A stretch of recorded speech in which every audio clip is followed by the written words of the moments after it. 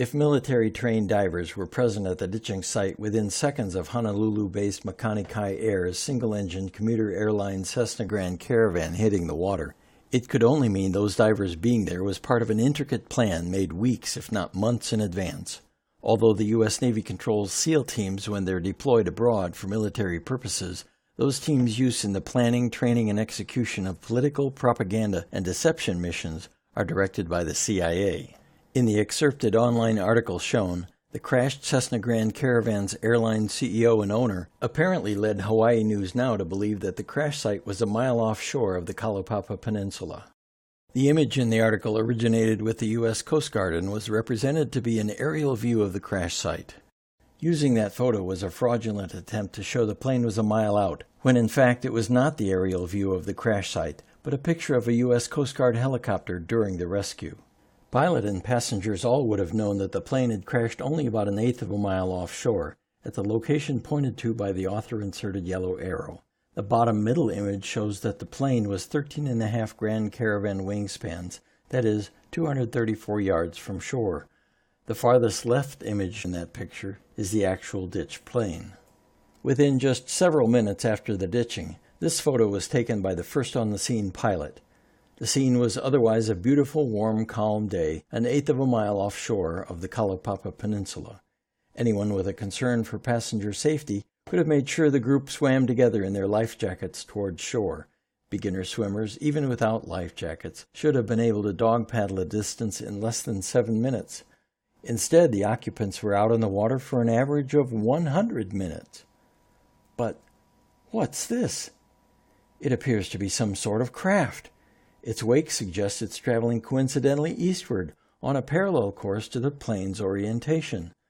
Using the plane's dimensions as a guide, the portion above water would appear to be about 4 foot by 5 foot by 5 foot, which might appear as a small boat atop the water.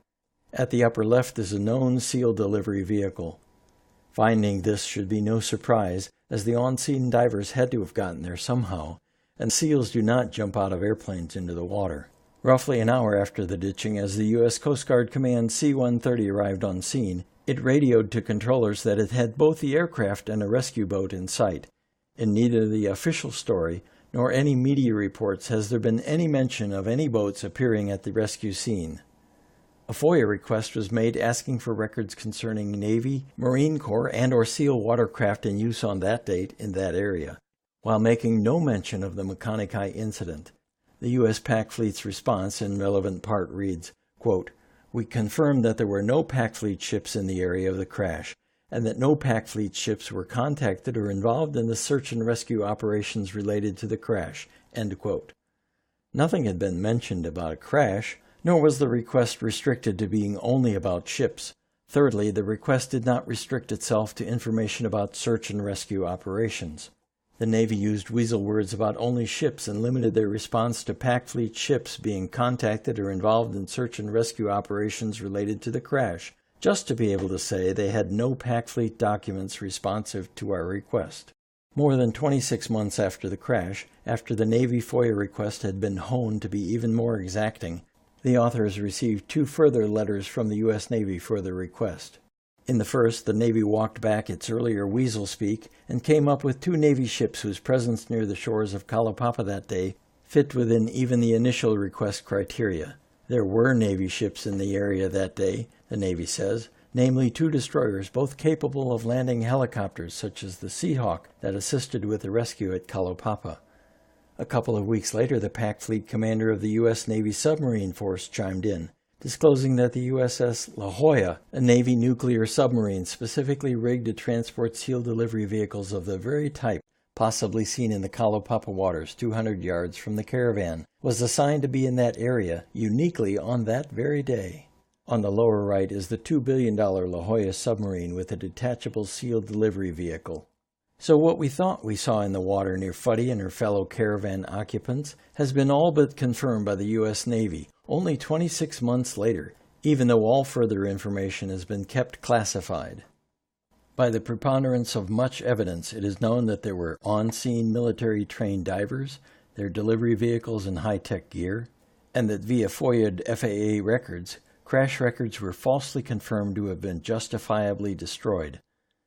FOIA'd military records were doctored, some fraught with error, some went missing, some delayed, some denied, and some were redacted on the basis of exemptions that amount to eyebrow-raising claims of national security. The white rectangle is an extract of the Honolulu Center Air Traffic Control National Traffic Manager's log. Its Special Ops section is most often used for military operations. The second redacted line describes a 3,000-foot vertical airspace reservation that brackets in time the single exact hour in which the Makani Kai 208B was scheduled for takeoff at 3:15 Hawaii Standard Time. The distinctively colored black and yellow bag in the video frame at the upper left appeared under the Caravan's tail a mere 32 seconds after the ditching. The only way it could have gotten there was from someone that was already poised in the water as the plane ditched. That's known partly by the sophisticated electronics the bag would show it contained, and that the same would double as a non-official life jacket for one of the passengers for most of the scenario.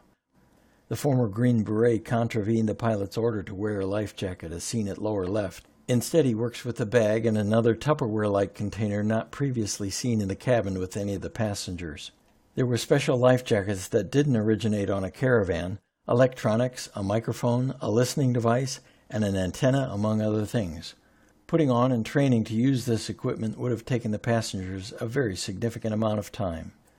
The NTSB delivered video that showed many high-tech devices that could not have been on site if this had been merely an accident. It does appear there was an underwater communications network replete with repeaters, a water-air antenna, microphones and listening devices, troop transports, and a SEAL delivery vehicle. That's quite a well-coordinated exercise. Just who was this Fuddy that the deep state would pull out all the stops for her? About a half hour after the passengers left the plane area, as the videographer just happens to pan across where the plane is still floating, one can see the 3 images successively on the screen.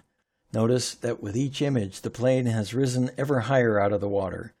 The middle image clearly includes a man-made device of some sort appearing above the engine compartment.